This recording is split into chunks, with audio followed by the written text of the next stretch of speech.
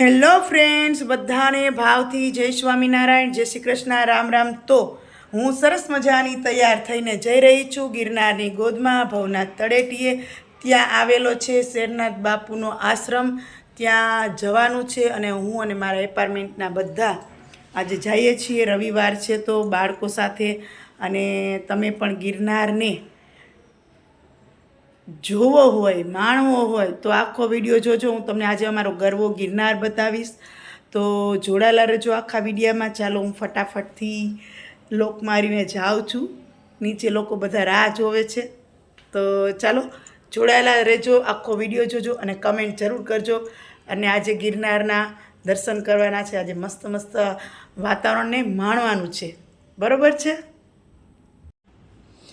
ચાલો તો અમે બધા બેસી ગયા છીએ બસમાં અને ફૂલ મોજ અને મસ્તી સાથે જઈ રહ્યા છીએ ગિરનારની ગોદમાં। તો ખૂબ આનંદ આવે છે અને એવું લાગે જ નહીં કે આમાં કોઈ નાના છે ને કોઈ મોટા છે ને, બધા સરખા થઈ ગયા, નાના મોટા બધાય।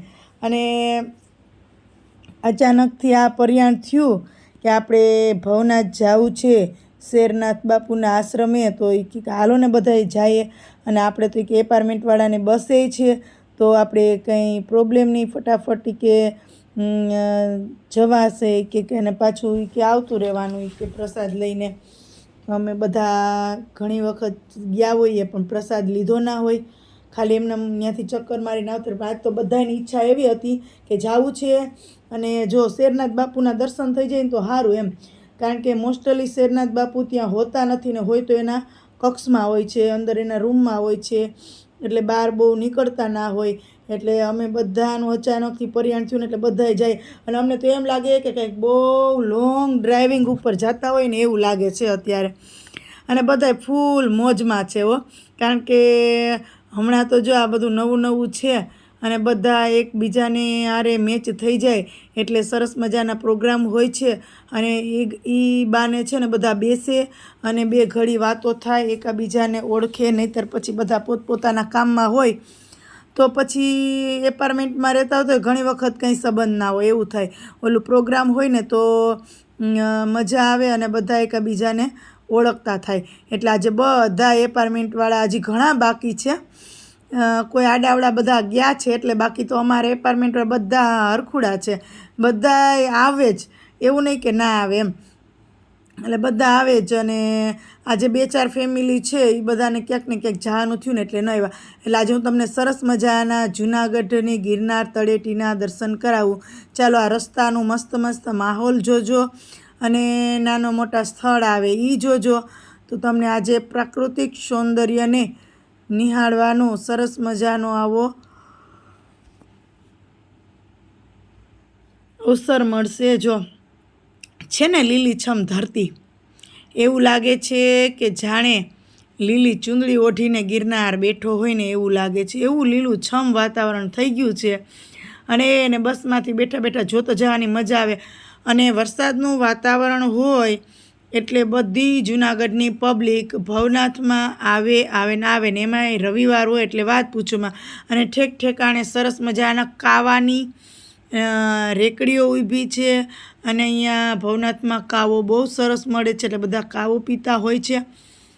અને જો આ મસ્ત મસ્ત દ્રશ્ય અમે બસમાંથી બેઠા બેઠા કેમેરામાં કેદ કર્યું છે, કારણ કે નીચે ઉતરીએ તો પછી થોડુંક મોડું થઈ જાય, બધા ઉતરે ને પાછા ચડે ને સમય વ્યસ્ત થઈ જાય। એટલે હું તમને આજે આ બધું બસમાં બેઠા બેઠા જ તમને આ દર્શન નિહાળવાનું કહું છું, કુદરતી દ્રશ્ય જો।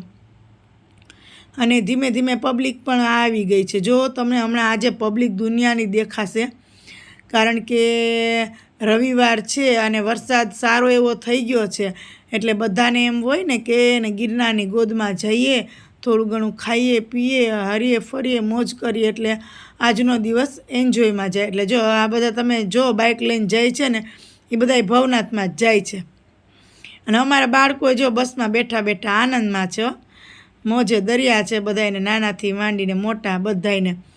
એટલે જોવો તમે કે આજે તમને ખબર પડશે કે જૂનાગઢ છે ને એ પણ રંગીલું છે હો, એમાંય જો વરસાદ, ચોમાસું, જન્માષ્ટમી એવા તહેવારો હોય ત્યારે તો ભવનાથમાં પગ મૂકવાની જગ્યા ના હોય, એટલા પબ્લિક હોય. અને બાળકોને પણ શું હોય કે ફરવા અહીંયા ભવનાથમાં આવે ને તો મજા આવે, મેળા જેવું હોય, ચકદોડમાં ને એમાં બેસે, એકાદ બે રાઇડ્સમાં બેસે અને મજા આવી જાય એમ. એટલે આજે અમે બધાએ અચાનકથી નક્કી કરીને આવ્યા છીએ. હવે જો ભગવાનના દર્શન થાય સાધુ સંત મહાત્માના તો આ ધક્કો છે ને વસૂલ થઈ જાય એમ, એવું વિચારીને નીકળ્યા છે. જો રોડ ભીનો છે, વરસાદ ઓલરેડી થઈ ગયો છે. અમે ત્યાં નીકળ્યા હતા ત્યારે ઝરમર આવતો હતો, એટલે અત્યારે તમે જોયો છો કે રસ્તામાં પાણી પણ ઘણું બધું તમને જોવા મળશે કે અત્યારે વરસાદ સારો એવો થઈ ગયો છે. તો એ બીજા બધી વિસ્તાર કરતાં અહીંયા જૂનાગઢમાં થોડોક ઓછો વરસાદ છે, નહીંતર જૂનાગઢમાં વધારે વરસાદ હોય, પણ આજ વખતે થોડોક એટલો બધો નથી જેટલો આ પહેલો વરસાદ જે બધે વરસો છે એમ. અને આજે બેનો બધા ભેગા થયા ને એટલે તારે ધબાટી હો, ઓલું કે ને કે ધડ બળાટીને ધાણા જીરું, આ એના જેવું કર્યું, ધડ બળાટીને ધાણા જીરું કરી નાખ્યું આજ તો. એટલી મજા આવે છે ને, અને આ દ્રશ્યો જોવાની પણ એવી મજા આવે.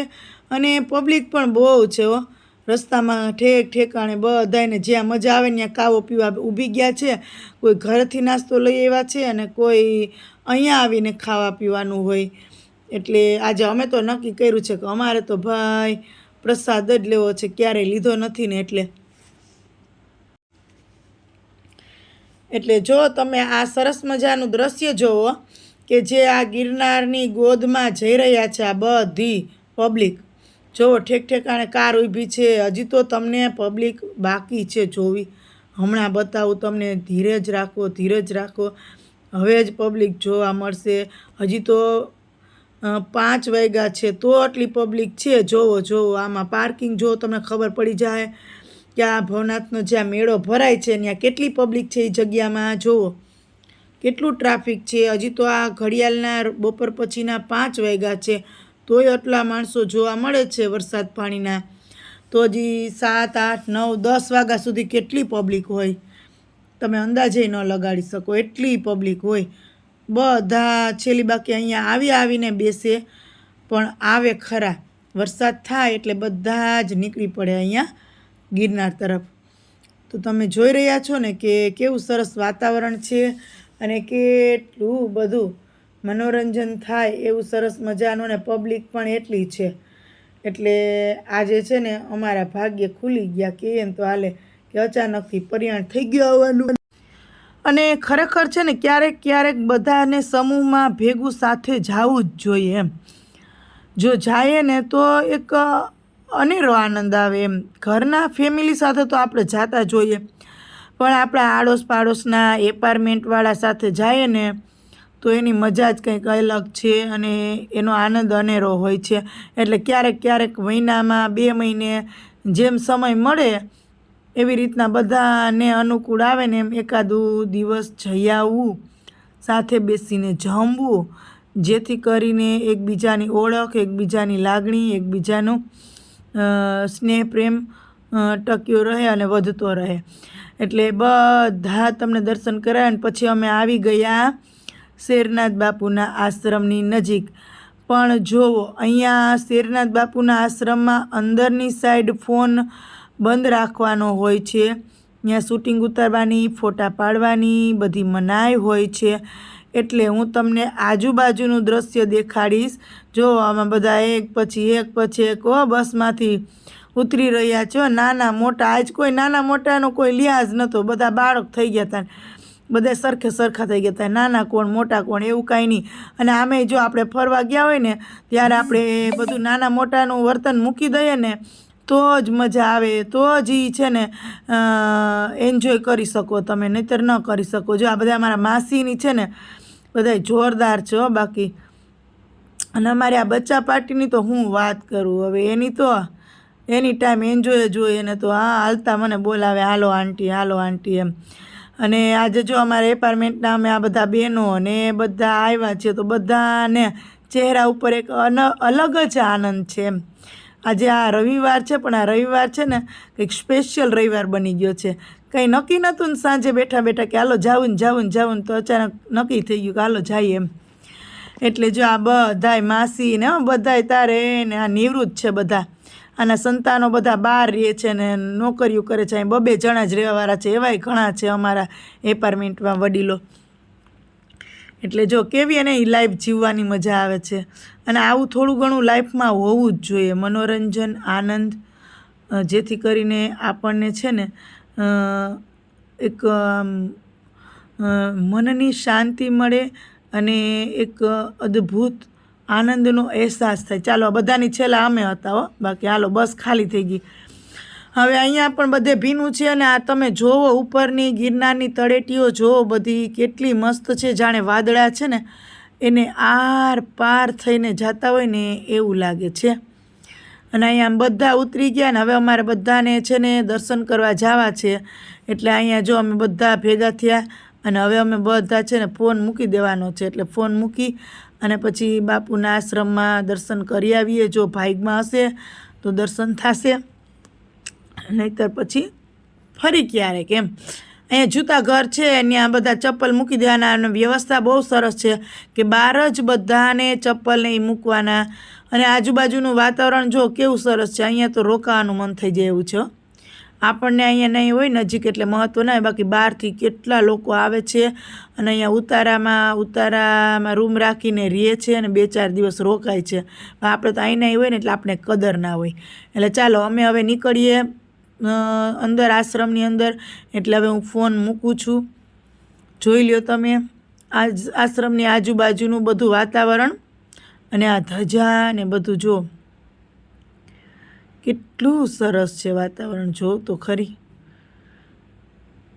અને આ છે ગુરુ શ્રી ગોરખનાથ આશ્રમ, શેરનાથ બાપુનો આશ્રમ છે. ચાલો તો આશ્રમમાં અમે ગયા ને તો અમને સરસ એક ચમત્કાર થઈ ગયો કે અમને શેરનાથ બાપુના દર્શન પણ થયા, અમને એના સાનિધ્યમાં બેસવા પણ મળ્યું.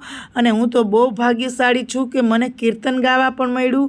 અને બીજું કે અમને શેરનાથ બાપુએ એમ કીધું કે બેના તમે બધા પાછા ગુરુ પૂર્ણિમાને દિવસે આવજો. પછી આરતીનો ટાઈમ થયો એટલે અમે બધા બહાર આરતીમાં બેસી ગયા, ગોઠવાઈ ગયા. આરતીમાંથી જઈ અને અમે લોકોએ પછી પ્રસાદી લીધી અને પ્રસાદી લઈ અને બધી વ્યવસ્થા એટલી સરસ હતી ને કે શું વાત પૂછું તમને, શું વાત કહું. કોઈ જાતની કંઈ અવાજ નહીં, ધક્કામુક્કી નહીં ને નીરવ શાંતિ. કોઈને ફોન તો કાઢવાનો નહીં. એટલે અમે વહેલા પ્રસાદી લઈ લીધી ને એટલે અમે બહાર બધા બહેનો છે ને જેન્ટ્સ લોકોની રાહ જોતા હતા. અને પછી જેન્ટ્સ લોકો આવ્યા એટલે અમે ફરી પાછા ધીમે ધીમે બધા પોતપોતાના સ્થાન ઉપર જવા માટે તૈયાર થઈ ગયા કે ચાલો ભાઈ અહીંયા રોકાવાનું નથી. આમ કરતાં અમે બસમાં બેસી ગયા અને ફૂલ મોજ મસ્તી સાથે. એવું લાગતું હતું કે અમે 2 થી 3 દિવસના ટૂરમાં નીકળ્યા હોય ને એવું લાગતું હતું. અને બાળકો એવા મજામાં. આવી રીતના અમારું જો આ ભવનાથ જવાનો પ્રોગ્રામ છે ને એટલો મસ્ત અને એટલો આનંદદાયક રહ્યો ને કે વાત પૂછોમાં. હવે તો અમને સપને ઓહાણ નહોતું કે આ અમારો જે આ 1 ડે ટૂર પિકનિક છે ને એ જોરદાર થઈ જશે. અને અમે બધાય ભાગ્યશાળી કે ભાઈ અમને દર્શનય થયા શેરનાથ બાપુના. અમને શેરનાથ બાપુએ આમંત્રણ પણ આપ્યું કે ગુરુ પૂર્ણિમાના દિવસે આવજો. એનાથી અમને વિશેષ રાજી થયા. અને ખાસ કરીને કે અમારા કીર્તનથી બાપુ બહુ રાજી થયા, એને સાંભળવું ગમ્યું. બીજા 2-3 કીર્તન પણ એને સાંભળ્યા અને ખૂબ સારા રૂડા મને આશીર્વાદ આપ્યા. એનાથી તો મને વિશેષ આનંદ થાય છે. આવી જ રીતના ચાલો ફરી અમે પાછા બસમાં બેસી અને અમારા ઘરે જવા નીકળી ગયા અને ફૂલ મોજ મસ્તી સાથે હમણાં અમે પાછા અમારા એપાર્ટમેન્ટમાં પહોંચી જશું. તો વિડીયો કેવો લાગ્યો, આ ગિરનારની મોજ અમારી કેવી લાગી ને અમારું આ એપાર્ટમેન્ટનું ફેમિલી કેવું લાગ્યું તો કમેન્ટમાં જરૂર કહેજો. અને બધાને ભાવથી જય સ્વામિનારાયણ, જય શ્રી કૃષ્ણ, રામ રામ. ફરી મળીએ એક નવા વ્લોગ સાથે.